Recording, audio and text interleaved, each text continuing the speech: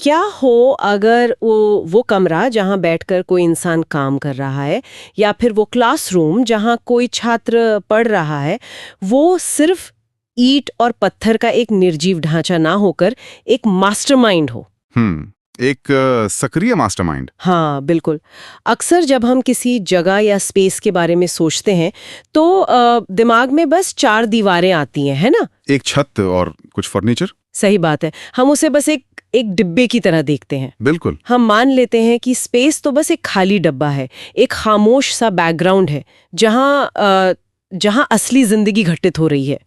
लेकिन आज हम जिस विचार पर चर्चा करने वाले हैं, इस गहरे विश्लेषण में वो इस पूरी धारणा को ही पलट कर रख देता है। और मैं कहूंगा कि यही कारण है कि ये विषय इतना ज्यादा प्रासंगिक है आज के समय में। बिल्कुल। हम हमेशा ये सोचते हैं कि महत्वपूर्ण चीज वो है जो उस कमरे के अंदर हो रही है, मतलब इंसान जो एक्शन ले रहा है वो ज्यादा जरूरी है। हाँ, हमारा पूरा फोकस इंसान पर होता है। सही कहा। और खुद उस कमरे या स्पेस की भूमिका को हम पूरी तरह से नजरअंदाज कर देते हैं। लेकिन अगर हम स्पेस को एक सक्रिय भागीदार के रूप में देखना शुरू करें तो बहुत सी उलझी हुई गुत्थियां सुलझने लगती हैं। एकदम। और इसी चौंकाने वाले विचार की जड़ तक जाने के लिए आज की हमारी ये विस्तृत चर्चा तक्षशिला पेज साइट पर प्रकाशित शिवा नारायण के एक बेहद क्रांतिकारी लेख पर आधारित है।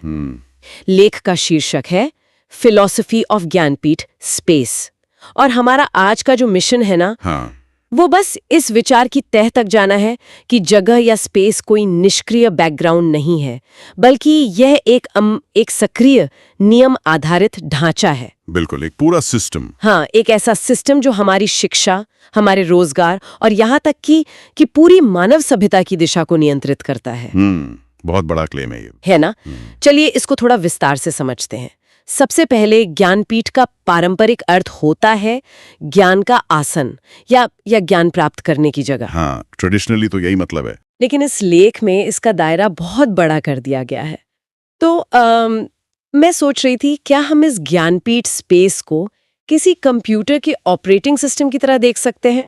ऑपरेटिंग सिस्टम मतलब जैसे कंप्यूटर में शानदार हार्डवेयर हो सकता है, बेहतरीन सॉफ्टवेयर हो सकते हैं, लेकिन अगर उसका ऑपरेटिंग सिस्टम ही करप्ट या धीमा हो, अच्छा, हाँ, तो कोई भी सॉफ्टवेयर सही से काम नहीं करेगा, है ना? तो क्या ज्ञानपीठ स्पेस भी इंसानी टैलेंट और कौशल रूपी सॉफ्टवेयर के लिए वही बुनियादी ऑपरेटिंग सिस्टम है? मैं कहूंगी कि ऑपरेटिंग सिस्टम वाली एनालॉजीज इस पूरे कॉन्सेप्ट को बहुत सटीकता से पकड़ती है। अच्छा। देखिए, सिस्टम लॉनोग्राफी के इस ढांचे में स्पेस को सिर्फ एक भौतिक स्थान नहीं माना गया है, मतलब वो सिर्फ फर्श और दीवारें नहीं है। तो फिर क्या है? बल्कि इसे एक हाई डेफिनेशन इकाई के रूप में परिभाषित किया गया है। हाई डेफिनेशन इकाई?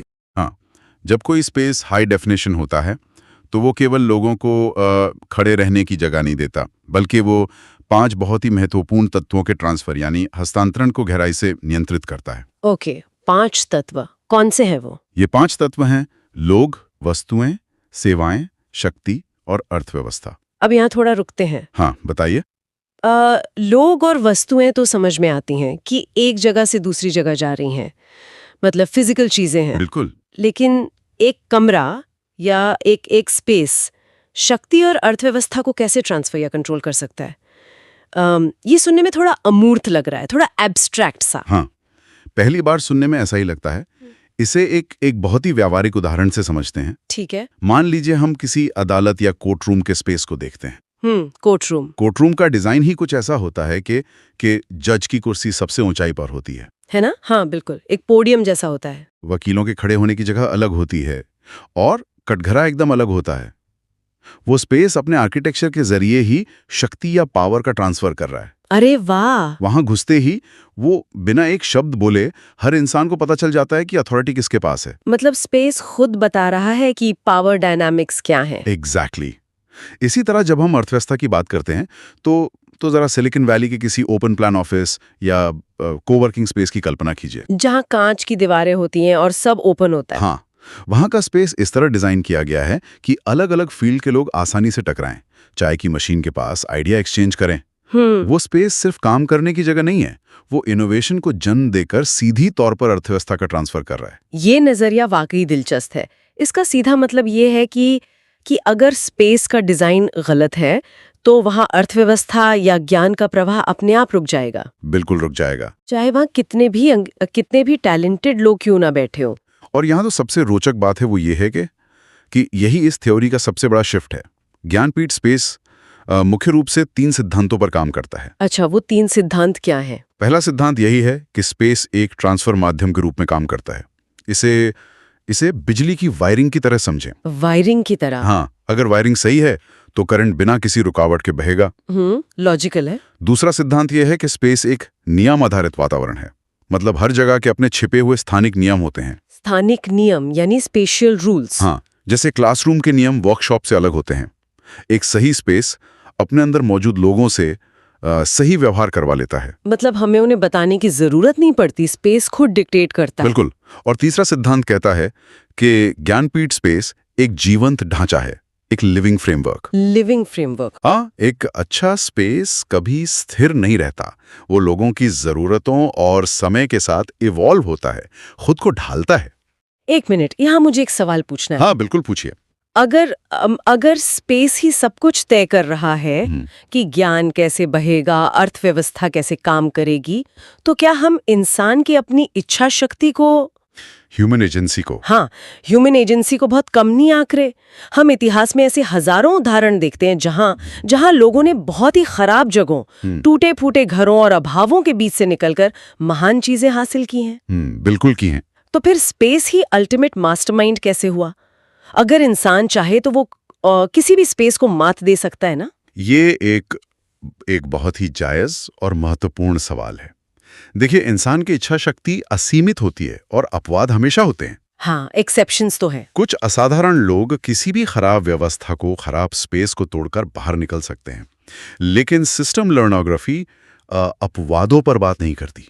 अच्छा। वो बात करती है सिस्टमैटिक ग्रोथ या पूरी सभ्यता के विकास पर। बड़े पैमाने पर। हाँ, जब हम पूरी आबादी की बात करते हैं तो हर कोई खराब सिस्टम से लड़कर अपनी ऊर्जा बर्बाद नहीं कर सकता। सही बात है, हर कोई सुपर हीरो नहीं होता। एग्जैक्टली। अगर किसी इंसान को अपना 80% समय और ऊर्जा सिर्फ एक खराब स्पेस से लड़ने में लगाना पड़े, जैसे भयंकर ट्रैफिक हो गया, हाँ, या असुरक्षित माहौल या बिना सुविधाओं वाले स्कूल, तो उसके पास कुछ नया सीखने या बनाने के लिए ऊर्जा बचेगी नहीं। वो बस उसी में उलझ कर रह जाएगा। इसलिए भले ही इच्छा शक्ति महत्वपूर्ण है, लेकिन एक हाई डेफिनिशन स्पेस उस इच्छा शक्ति को संघर्ष में जलने से बचाता है और उसे सीधे प्रोडक्टिविटी में बदलता है। ये बात तर्कसंगत है। मतलब हम सर्वाइवल मोड और ग्रोथ मोड के बीच का अंतर देख रहे हैं। बिल्कुल सही पकड़ा आपने। टूटा हुआ स्पेस आपको सिर्फ सर्वाइव करना सिखाता है, जबकि ज्ञानपीठ स्पेस आपको ग्रो करने का मौका देता है। हाँ। और यहाँ बात सच में बहुत दिलचस्प हो जाती है, क्योंकि यही बात हमें इस चर्चा के एक बहुत ही गहरे और थोड़े डार्क हिस्से की ओर ले जाती है। पलायन की ओर। हाँ, अगर ये स्पेस रूपी ऑपरेटिंग सिस्टम क्रैश कर जाए तो क्या होता है? क्योंकि ये लेख इस स्पेस के टूटने को सीधे तौर पर मानव पलायन या माइग्रेशन से जोड़ता है। आमतौर पर दुनिया भर में यही माना जाता है कि लोग सिर्फ पैसे के लिए, हाँ, बेहतर सैलरी के लिए, हाँ, या बेहतर जीवन स्तर के लिए अपना घर छोड़ते हैं। लेकिन क्या ये लेख ये कह रहा है कि पलायन असल में स्पेस की विफलता का नतीजा है? मैं कहूंगा कि इस लेख का ये सबसे विचारणीय पहलू है। लोग केवल चंद रुपयों के लिए अपनी जड़ें नहीं उखाड़ते। तो असली कारण क्या है? पलायन तब शुरू होता है जब उनका अपना स्पेस उनके जीवन, सुरक्षा और विकास का समर्थन करना बंद कर देता है। मतलब स्पेस फेल हो जाता है। हाँ, जब खराब शासन, भ्रष्टाचार, युद्ध या आर्थिक पतन के कारण किसी जगह का ढांचा चरमरा जाता है, तो असल में वहां के स्थानिक नियम टूट जाते हैं। ओहो। शिक्षा व्यवस्था काम करना बंद कर देती है, रोजगार के साधन सूख जाते हैं और सबसे बढ़कर सुरक्षा का ट्रांसफर रुक जाता है। मतलब वो जगह अब हाई डेफिनेशन स्पेस नहीं रही। बिल्कुल नहीं। वो पूरी तरह से एक ब्रोकन स्पेस बन चुकी है, जहां उन 5 तत्वों का ट्रांसफर फेल हो गया है। बिल्कुल सही। और इंसान की ये एक बायोलॉजिकल और मनोवैज्ञानिक फितरत है कि वो हमेशा हाई डेफिनेशन स्पेस की ओर खिंचता है, एक चुंबक की तरह। हाँ, वो सहज रूप से ऐसे वातावरण की तलाश में निकलता है जहां वो सिर्फ जिंदा ना रहे, बल्कि सम्मान के साथ सीख सके और कमा सके।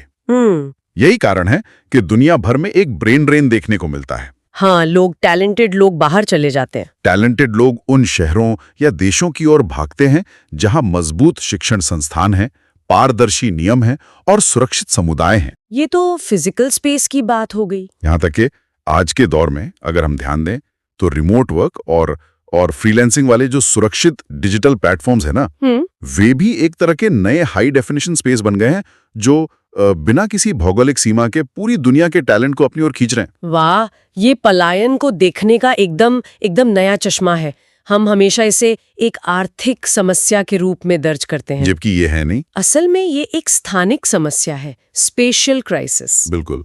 लोग पैसे के पीछे नहीं भाग रहे, वे उस जगह से भाग रहे हैं जहां ज्ञान और सुरक्षा का जो नेटवर्क है वो क्रैश हो गया है। एकदम सही। ठीक है, अब इस टूटे हुए स्पेस के परिदृश्य से बाहर आते हैं। चलिए।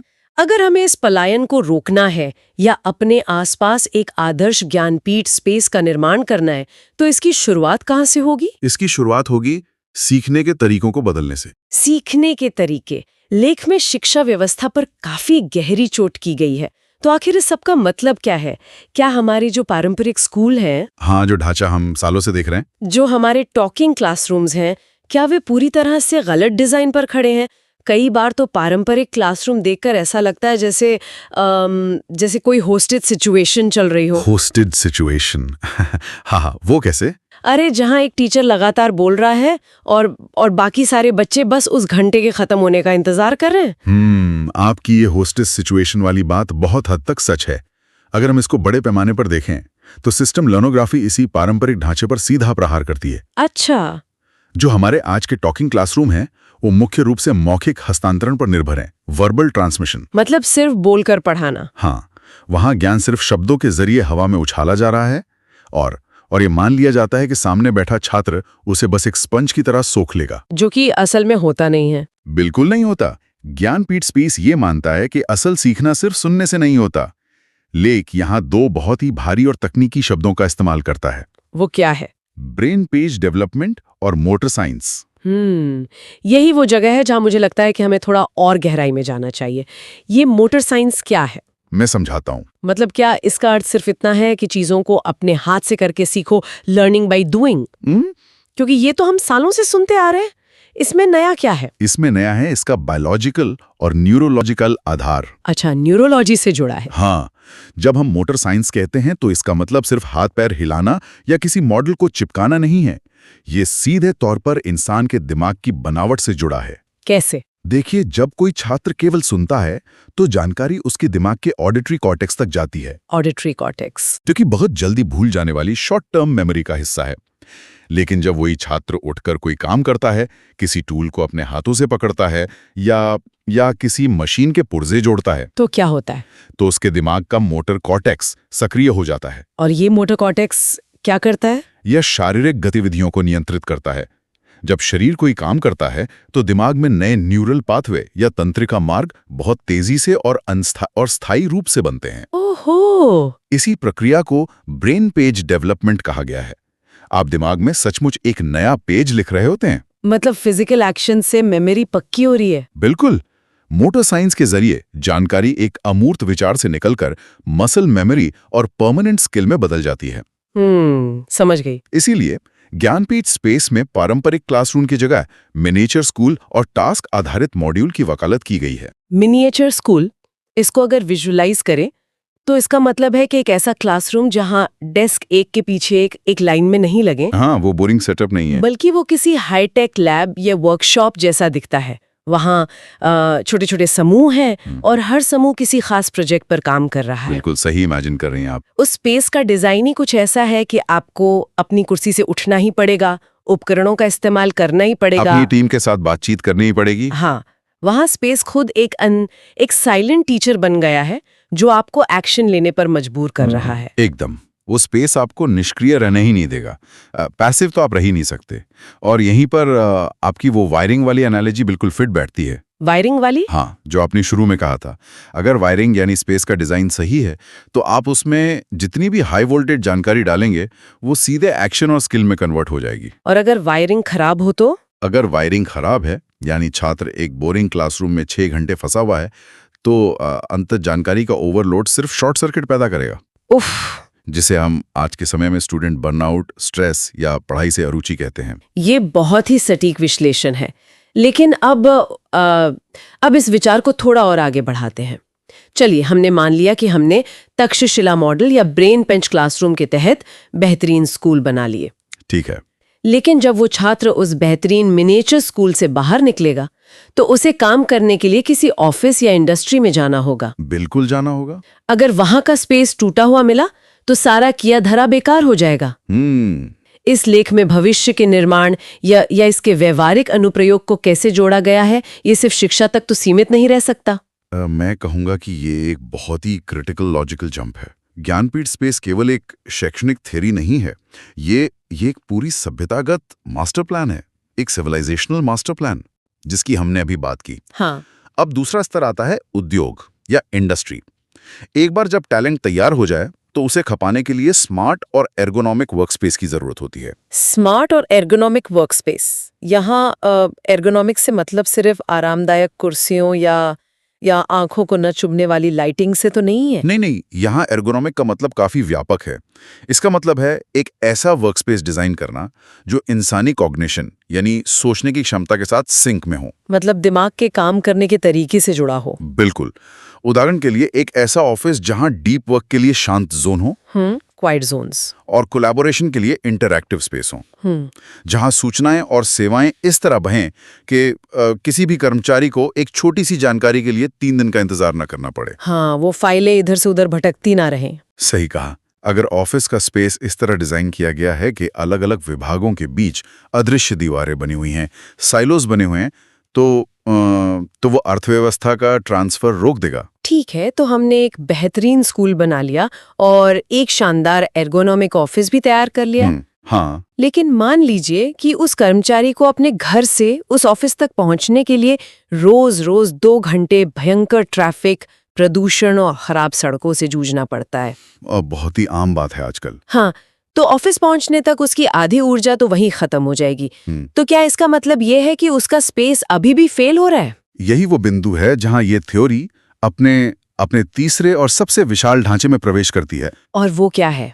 शहरी नियोजन या अर्बन प्लानिंग। हाँ। हम केवल अलग थलग स्कूल या ऑफिस बनाकर एक ज्ञानपीठ स्पेस खड़ा नहीं कर सकते। पूरी सिटी को बदलना होगा। पूरी की पूरी सिटी प्लानिंग को बदलना होगा। लेख यहाँ नॉलेज जोन और इकोनॉमिक कॉरिडोर विकसित करने की बात करता है। नॉलेज जोन्स और इकोनॉमिक कॉरिडोर्स, इसका मतलब है कि शहर को ऐसे डिजाइन करना जहां घर, काम की जगह, शिक्षण संस्थान और स्वास्थ्य सेवाएं एक दूसरे से ऑर्गेनिक तरीके से जुड़े हों। और सबसे जरूरी बात, जहां रहने वालों को पूर्ण सुरक्षा मिले। लेख में एक बहुत ही मजबूत और विचारणीय घोषणा की गई है कि सुरक्षित शिक्षा और जीवन कोई विलासिता नहीं है, कोई लग्जरी नहीं है। तो फिर क्या है? इन्हें स्थानिक अधिकार या स्पेशल राइट्स का नाम दिया गया है। स्थानिक अधिकार, ये एक बहुत ही शक्तिशाली टर्म है। ये इस बात को स्थापित करता है कि हर इंसान का ये बुनियादी अधिकार है कि उसे एक ऐसा स्पेस मिले जो उसके विकास का पोषण करे। बिल्कुल। जब अर्बन प्लानिंग इन स्थानिक अधिकारों को केंद्र में रखकर की जाती है, तब जाकर एक सच्चा और वृहद ज्ञानपीठ स्पेस तैयार होता है जो पलायन को रोकता है और सभ्यता को आगे बढ़ाता है। तो इस पूरी चर्चा को अगर हम समेटें तो हम इस गहरे निष्कर्ष पर पहुंचते हैं कि स्पेस कोई खाली कैनवस नहीं है जिस पर हम अपनी जिंदगी की पेंटिंग बना रहे हैं। वो खुद एक आर्टिस्ट है। हाँ, ज्ञानपीठ स्पेस असल में वो अदृश्य धागा है जो ज्ञान, रोजगार, अर्थव्यवस्था और हमारे भविष्य को एक मजबूत सिस्टम में पिरोता है। बिल्कुल। सीखने की प्रक्रिया केवल ब्लैक बोर्ड और किताबों तक सीमित नहीं है, बल्कि ये हमारे आसपास के वातावरण के इंटेलिजेंट डिजाइन में रची बसी है। सही बात है। ये एक ऐसा इकोसिस्टम है जो इंसान को सक्रिय करता है, उसे सुरक्षा देता है और उसे अपनी पूरी क्षमता तक पहुंचने का रास्ता देता है। और मैं कहूंगा कि इस चर्चा का सबसे बड़ा टेक अवे यही है कि हम सभी को अपने आसपास के वातावरण के प्रति जागरूक होना होगा। ये समझना होगा कि क्या हमारा स्पेस हमारे लिए काम कर रहा है या हम अपने स्पेस के खिलाफ लड़ते हुए काम करें। बिल्कुल।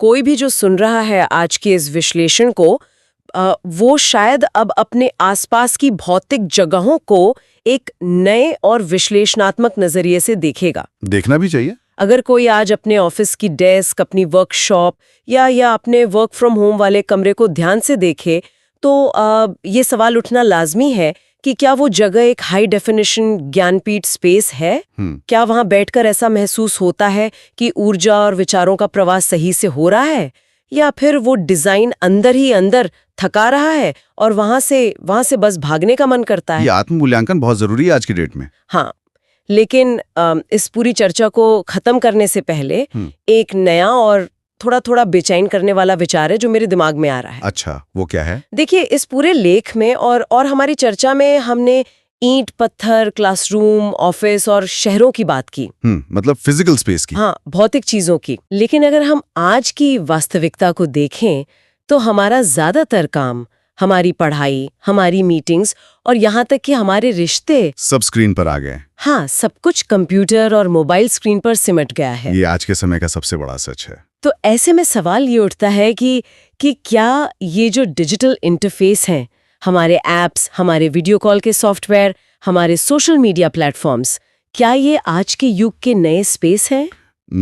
ये बहुत गहरा सवाल है। और अगर हाँ, तो जरा सोच कर देखें कि अगर ये डिजिटल स्पेस खराब तरीके से डिजाइन किए गए हैं, जहाँ शोर ज्यादा है, हाँ, जहाँ सिर्फ सूचनाओं की बाढ़ है, ध्यान भटकाने वाले अनथीन नोटिफिकेशंस हैं और कोई स्पष्ट नियम नहीं है, तो क्या ये हमारे दिमाग को एक नई तरह के वर्चुअल पलायन की ओर धकेल रहा है? वर्चुअल माइग्रेशन, बाप रे। क्या हम इसी मानसिक थकान और डिजिटल ब्रोकन स्पेस के कारण एक ऐप से दूसरे ऐप में नहीं भाग रहे हैं? बिल्कुल भाग रहे हैं, शांति की तलाश में। हाँ, किसी एक ऐसे डिजिटल वातावरण की तलाश में जो सच में हमें ज्ञानपीठ जैसी शांति, फोकस और सुरक्षा दे सके। ये वाकई में एक ऐसा गहरा सवाल है जो इस पूरी फिलॉसफी को भविष्य की ओर ले जाता है। मतलब चाहे वो ईंट पत्थर का भौतिक स्पेस हो या पिक्सेल्स से बना डिजिटल स्पेस, इंसानी दिमाग हमेशा एक हाई डेफिनेशन और सुरक्षित ढांचे की ही तलाश करेगा। और शायद यही इंसान की सबसे बड़ी जर्नी है। इसी विचारोत्तेजक और अनसुलझे सवाल के साथ हम आज के इस गहरे विश्लेषण को यहीं विराम देते हैं।